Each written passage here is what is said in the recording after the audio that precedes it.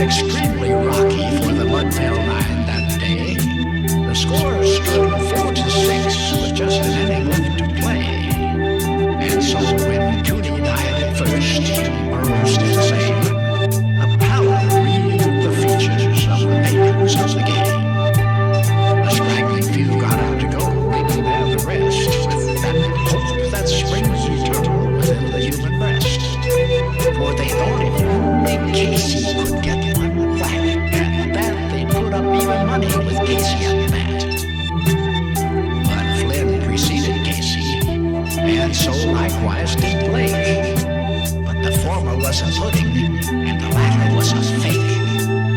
So on that stricken multitude of death like silence sat, for there seemed but little chance of Casey's getting to the bat. Single to the wonderment of all, and the much despised Blakey tore the cover off the ball. And when the dust had lifted, and they saw what had occurred, there was Blakey safe on second, and Flynn hugging third. Then from the gladdened multitude went up a joyous yell. It bounded from the mountaintop and rattled over the dead. Struck upon the hillside and rebounded on the flat. Casey was advancing to the bat.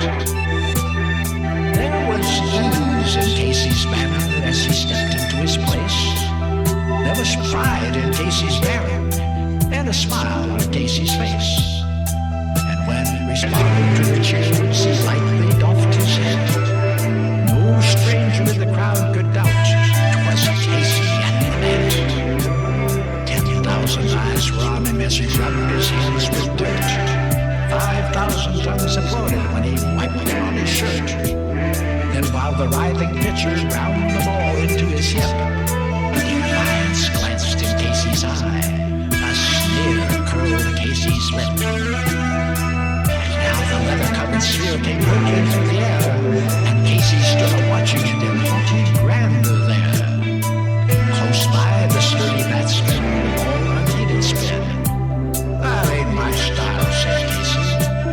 White one, the umpire said. From the benches black with people, there went up a muffled roar like the beating of the storm waves on a stern and distant shore. Kill him, kill the umpire, shouted someone in the stand. And it's likely they'd have killed him had Casey raised his hand. With the smile of Christian charity, great Casey's visage shone. He stilled the rising tumult. He bade the game go on. He signaled to the pitcher, and once more the spheroid flew. But Casey still ignored it, and the umpire said, "Strike two." "Fraud!" cried the Madden's thousands, and the echo answered, "Fraud!" But one scornful look from Casey, and the audience was awed. They saw his face grow stern and cold. They saw his muscles strain, and they knew that Casey wouldn't let that ball go by again. Sneer is gone from Casey's lip. His teeth are clenched with hate. He pounds with cruel violence his bat upon the plate. And now the pitcher holds the ball, and now he lets it go, and now the air is shattered by the force of Casey's blow.